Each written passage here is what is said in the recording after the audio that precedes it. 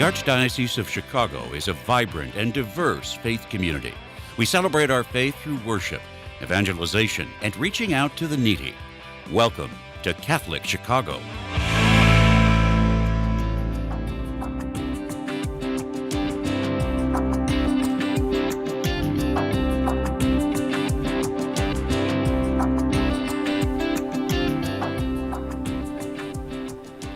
Good morning, welcome to Catholic Chicago. I'm Father Greg Sakowitz, the rector of Holy Name Cathedral in Chicago.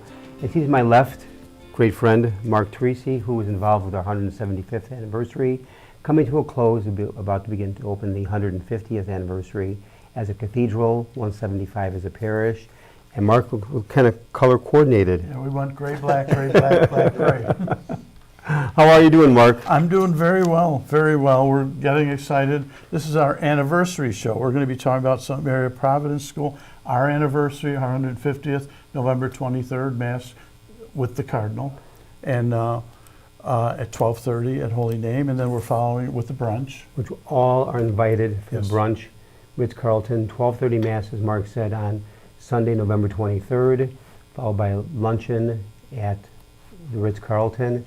You can go online at www.holynamecathedral.org for more information regarding the luncheon at the Ritz-Carlton. And we have a great program lined up, and Mark, intro for us. Sure. Joining us in our anniversary year, St. Mary of Providence School, a cherished institution in the heart of Chicago, familiar to many of us driving down North Austin Boulevard, mark its 100th anniversary with a special Centennial Mass celebrated by Cardinal Blase Cupich, Saturday, November 1st, 11 a.m. at St. Pascal's, followed by a community reception at the school. The event will honor a century of unwavering commitment to education, to faith, advocacy for individuals with developmental disabilities. The Centennial celebration will bring together alumni, families, educators, supporters from across the region to reflect on the school's great legacy and to look ahead to its future. The Mass, led by Cardinal Cupich, will begin, it's 11 a.m., with the reception to follow in the school grounds. Guests will enjoy historical exhibits, student performances, tributes to the Sisters of St. Mary of Providence, who have guided the daughters of St. Mary of Providence, who have guided the mission since its founding. Joining us today to tell us more about St. Mary of Providence School and its 100th anniversary are Sister Darlene Johnson, daughter of St. Mary of Providence, who is the administrator of St. Mary's, Anthony Marchetti, and with some personal stories, Dan Facchini. The mission is beautiful because the mission is it's a center for persons with diverse abilities. What a beautiful, beautiful statement. So welcome to Catholic Chicago, one and all. Good morning, Sister, and to Anthony and to Dan. Welcome. In fact, it does with Dan, when I was at St. Mary of the Woods from 1992 to 2010, in about 2008 or 2009, Dan and his wife Jody came to St. Mary of the Woods. I registered them, welcomed them. And again, just an aside real quick, Dan, and that is your father wrote a book, his name was Rocco. Yes. And what was the name of the book again? Muldoon? Muldoon, A True Chicago Ghost Story. By a rectory on the south side? Yes. Haunted. Yeah. Haunted rectory. The parish of St. Charles Borromeo. That's Yes. it. And that Borromeo over in was that Melrose Park? That was on the west side. I think now, I think it was like May and Ogden. And so, but isn't it Yeah. funny when I walked in, you saw St. Mary of the Woods for yourself. I thought, my God, I remember now welcoming you and Jody 16, 17 years ago. You haven't changed a bit. Maybe your hair a bit. Maybe. or Maybe lack a little of. bit, yeah. Now, maybe for a moment, Sister Darlene, you can give us a brief history of St. Mary of Providence. For anybody listening or watching, if you've driven down Austin Boulevard around 4200, it's a beautiful, beautiful, huge facility, and it goes back 100 years. Briefly, Sister Darlene, the history of St. Mary of Providence. I think we're having trouble hearing you. Are you with us, Sister Darlene? There we go. There Okay, we go. good. Okay, now, we're able to, Okay. a little history, okay, sister? Well, back in 1925, our founding, there was 6 sisters who came over to the United States to minister to the needy, and they were sent from Italy. And Mother Rose Bertolini, this is our basic mission, is helping the developmentally disabled. And she had this dream, and St. Pascal's Parish actually was on this property that we have. And on November 25th, 1925, we purchased the property, and it was, like you said, it's a beautiful property now. It was not much of anything. They had just moved their parish over, and it was what was left of the property. And from that, we established, starting with 4 residents, Wow. and building up from then. We took in the developmentally disabled. They sent 2 of our sisters, Sister Claire Holmes is one of them, to the Vinland Academy in New Jersey. So we became the best of the best as far as educating those with developmental disabilities. And from then on, we've moved into, from the 4, went to hundreds of residents, caring for children at the beginning, because at that time that was the need. Moving up during the war, we actually provided different items from the electrical company that our residents actually put together, and assisted in that form. That started our workshop, which unfortunately over the years has now closed, but we still continue to provide residency in a family situation for the residents of, like you said, diverse abilities. Now, a quick question would be that you purchased property in November of 1925. When you go down North Austin Boulevard, it is a huge, huge, beautiful building. Was it completed in about what year, 1928 or something? With 1928, we that was when we opened up more of the property. This property, it was an ongoing property. For expansion, you mean? years. Okay. This main administration building was where part of the residential, what faces North Austin Avenue, there is what you see. And behind that, we literally take up the entire city block. And we have resident buildings, actually 10 units of 8, so they're set up in family units for them. And we started out with one big dormitory. It moved into, in the 70s, we moved from residential for children and such into transitioning into the adults. Right now we're considered an ICFDD. It's an intermediate care facility for developmentally disabled. And our day program runs for adults with special abilities. We have both men and women in the day program, but our residence is female only. And right now we have 75 residents living with us. That's great. Anthony, how are you connected? Good morning. Good morning, Anthony.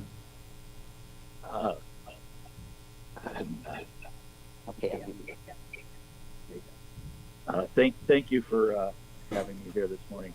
My St. Mary's is dear to my family. My father's sister attended here back in the 50s, and I have a sister that is a resident here now too. So there's the connection. Over 75 years for my family. Tell us a little bit about the spirit of the place. I didn't hear that. The spirit of St. Mary's. The spirit, the family spirit. Well, the spirit is incredible. We still come every other weekend to for my sister to come back to my mother's house for visits. And I was just telling sister this morning how the feeling you get when you come into the gates here and through the doors, or you stop at the chapel. It's truly being filled with the Holy Spirit and the love and the smile that the residents here give you, and the hugs. It's a family environment, and again, very grateful for the staff and all the love that's produced here at St. Mary of Providence.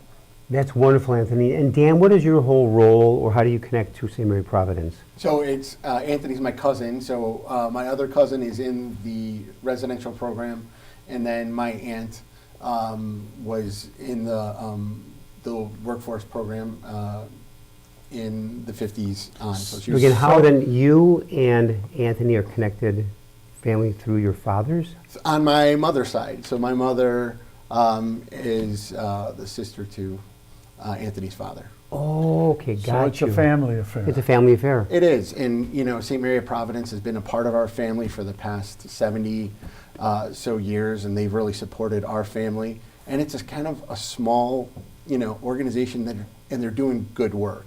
And right now, They're doing great work. I've done fundraising across the city for more than 25 years, and I did a little bit in the developmental disabilities area. And I know it's so underfunded by the state, and it's a real difficult niche to get support for. So I know what great work they're doing and have established a tradition, and to celebrate 100 years of that is fantastic. Sister, what about your vocation journey? You're in a special spot, and it's not an easy spot, especially with what Dan talked about in terms of funding, et cetera. What brought you to this ministry? Well, to be honest with you, I am actually a late vocation. I've been less than, well, it's been 25 years since I've been with the daughters, and I worked for 10 years in our facility in Michigan, which is very similar to this one here. And it actually is the residents that's brought me to this, and the love that you get in the family connection. They truly are children of God, and they show us how we too are children of God, and how we are all one big family. And they brought me to this learning and being with the daughters. And actually today we are celebrating the anniversary of the canonization of our founder, St. Louis Guanella. Sure. Wow. This is it's 15 years ago he was canonized as a saint, and we're celebrating. Our residents today will be joining together in a mass and celebrating with pasta. Oh. Pasta dinner. They love their pasta. You know, it is an Italian order, so they Yeah, exactly. they make that connection, and the residents all are excited about, you know, going to church and celebrating Father Danella, as they're, you know, instead of Guanella, but Danella. That's great. yes. Mark, take us to break. It is it was definitely a vocation filled with and drawn by the love of those people who are basically God's children. And somebody had once asked me, says, you know, what do you get out of this? Where you get? I says, what is the worth of these people that we're working with? And immediately the response is, their purpose on earth is to teach us what true love is all about. Exactly. That's beautiful. Because Well, unconditional love. On that note, take us to break, 'cause that's We're- powerful. St. Mary of Providence School will be back with Sister Darlene Johnson, with Anthony Marchetti, Dan Facchini, to talk a little bit more about the anniversary. But from my perspective, you have a huge job, Sister, with keeping the doors open in terms of funding. Maybe talk a little bit about what the needs are today in your institution. We'll be back in a few minutes. Please stay tuned.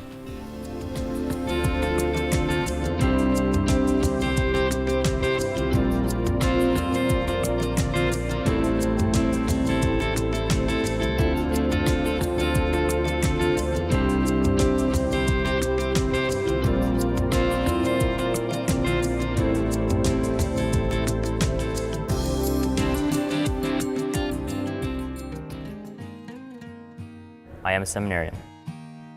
The church needs compassionate and well-trained priests to help guide each of us through life.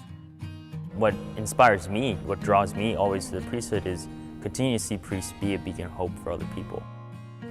You can play a part in the education of these young men as they prepare for a life of service to others. I want to be that beacon of hope too, and it sets my heart on fire. To support our seminarians, make your gift at archchicago.org/seminarian fund or call 312-534-7959.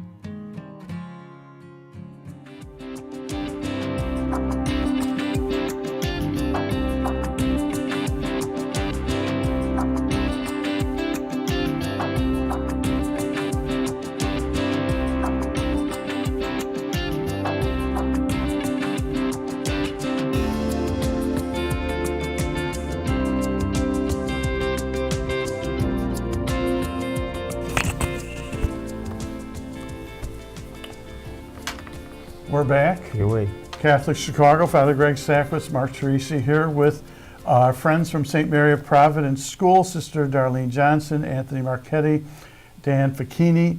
At break, Sister, I brought up all three of you, but what are the challenges you see today in terms of keeping your doors open and this ministry vital?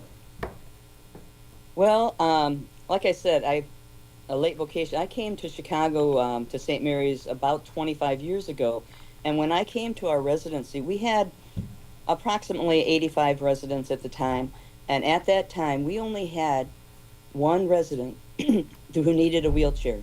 Mm-hmm. Right now, today, we have like 35 who are in wheelchairs, walkers, or need of other assistance. Back then, the staffing ratio was 1-8 without a problem because the residents had the abilities. Mm-hmm. As they age out, and the needs become more like 1-4. So wow. The increase in the needs for the staff is definitely there, but the increase for the needs for physical therapy and different modes of working with the residents is also a need. Our main focus here is to maintain the family atmosphere and do what, with the changing needs of our residents, the financial needs definitely have increased exponentially. What can I say? It's just, but to give and serve to them what they have given to me is without cost. We've tried, our families give what they can, but unfortunately the state and other fundings aren't what they, can't provide with the needs, with the increases of the needs. Now, I have two questions here. Sister Darlene, if someone would like to make a donation to St. Mary of Providence, give us a phone number or email if someone would like to make a donation to the wonderful work with St. Mary of Providence. Okay, actually the website has a donation page on it. You can go directly to there. You can call us at 773-545-8300. That number one more time. Connect 773-545-8300 and connect to somebody there.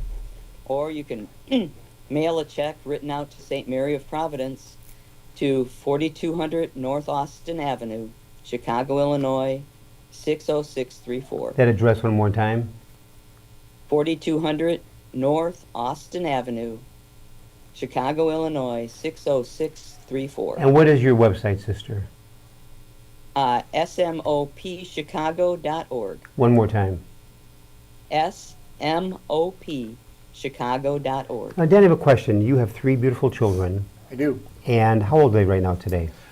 Well, that's a good question. My daughter Lexi is 21, and she's at U of I. Mm-hmm. My daughter Mia is just turned 19. Okay, I got that right. And she's a freshman at U of I. So I have a senior and freshman. Both went through Regina Dominican. And then my youngest is Rocco. He's a freshman at St. Pat's. When's his birthday? July 15th. Okay. What do you ask? Because in choir, your wife was pregnant, And we thought timing-wise, he could be baby Jesus at Christmas. We weren't quite sure. I remember that, because when Yeah. you and Jody registered, you had one daughter, the family then grew to 3. Yes. After you registered. And question for you then, Dan. Your children have grown up around St. Mary Providence. What difference has St. Mary Providence made in your children's lives? Because I share that because when I was growing up, the language regarding those who were with developmental disabilities was horrible. Mhm. The names people would call, and you'd make fun of the individuals. And I thought, how cruel could people be to make fun of an individual where they are children of God, gifts from God? So how has St. Mary Providence touched your children's lives? Well, it's just a part of our lives, right? Because my Auntie Marietta Marchetti, who lives with my Uncle Joe, she's 84 years old now. So my children grew up around people with developmental disabilities, understanding they have unique needs. But they're the most loving people in the world. Exactly. You know, and all they really have is love to give. And so they almost seem like angels on earth. And so just being around that growing up, I think, is very important for them, for their development. And that also would have been in your life too. Yes. That you grew up around that. Yes. And my cousin Michelle as well, Anthony's sister, who's in the program as well, she has advanced needs. So it's wonderful to have an organization like St. Mary of Providence who have trained people who can deal with that on a day in and day out basis. And Michelle now has her own life at St. Mary of Providence, you know, and where she's with her, she has a routine. She's with people on a daily basis, and that's She has friends. Yes, she has friends, and she's with those people and supported by the people at St. Mary of Providence. You know, it takes a lot of special work in order to to be alongside people with developmental disabilities. Now, Anthony, I'm going to ask you a question. Sister, you have to allow Anthony to say exactly what he thinks. Tell us about the daughters and their impact in your life with their ministry. I want to go back and just thank Father for asking that question real quick, because Father, that's a wonderful point about teaching young people in society not to make fun of any people with disabilities. But I recall when my sister was younger and I was younger, I would go on field trips to the zoo and accompany St. Mary of Providence students and teachers, and it taught me a lot about growing up. And it's a critical element in today's society, and the love and the understanding and the patience that you get from that really goes forth in life, and it's a critical part. And as Dan said, his children, my cousins, have been a part of that as well. So they're angels. They're absolutely angels. So, Mark, there's not enough that I can say about the sisters here, Sister Darlene and her staff. I don't know where we'd be without them. You know, it's challenging. My mother's up there in age. And it's challenging for families who don't have means for personal care for somebody with disabilities. And the work that the sisters do here is absolutely astounding.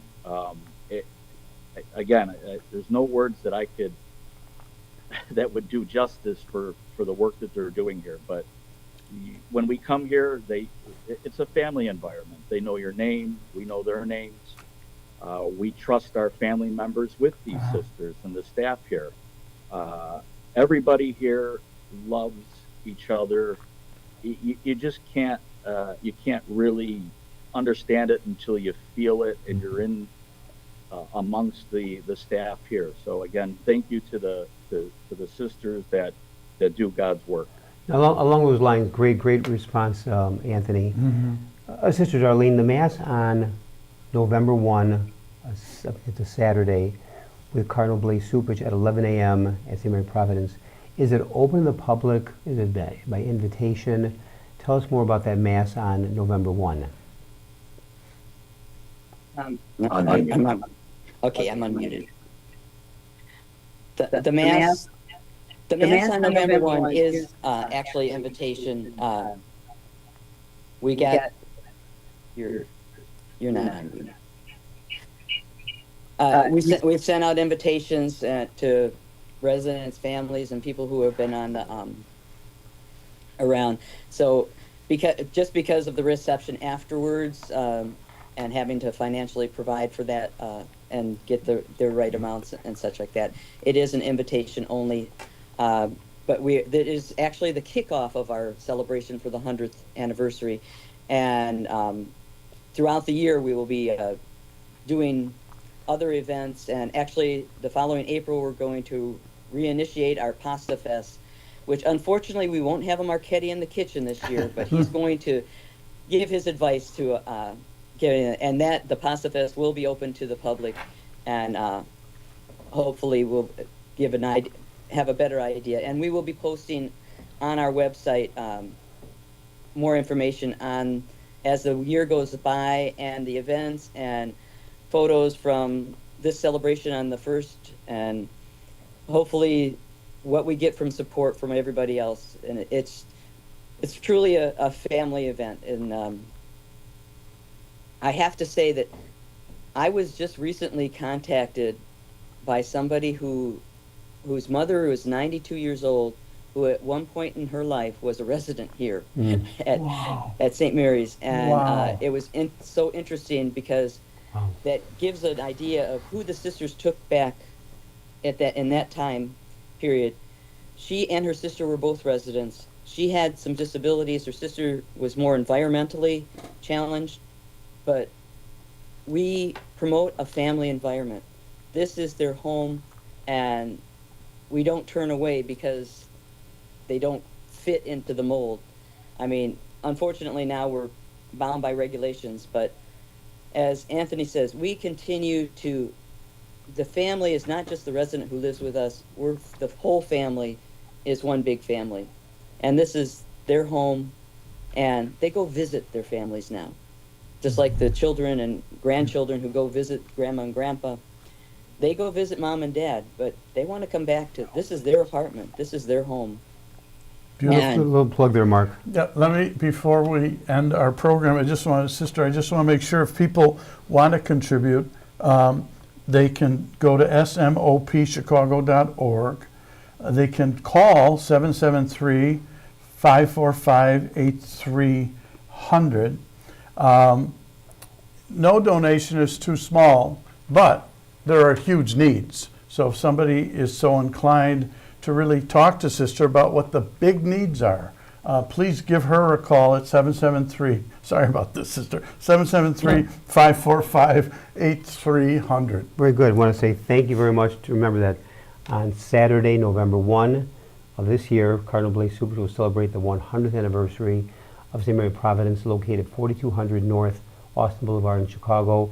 They've done marvelous work for those with developmental disabilities for 100 years. I want to thank in a very special way Sister Darlene Johnson, to Anthony Marchetti. Now I got to say this, Anthony, I had the hardest time saying Anthony Marchetti, because having played football and loved football, Gino Marchetti, one of the greatest defensive linemen in the history of the NFL, played for the Baltimore Colts in those days, and you're shaking your head, you know what I'm talking about. So I always 3 times called you Gino Marchetti instead of Anthony Marchetti, because that was just a legendary name in the NFL. And also very special thanks to Dan Piccini for joining us in studio, and greetings and love to Jody and the family. To our listeners, may God bless all of you. Special thanks to co-host In Mark Italian, I'd Teresi. like to thank Dan Facchini. In English, I want to thank Daniel Piccini. Okay, and thanks also to our director, producer, Michael May, and Clint Cottrell for their great work. To all, God bless and have a great day. Thank you. Thank you.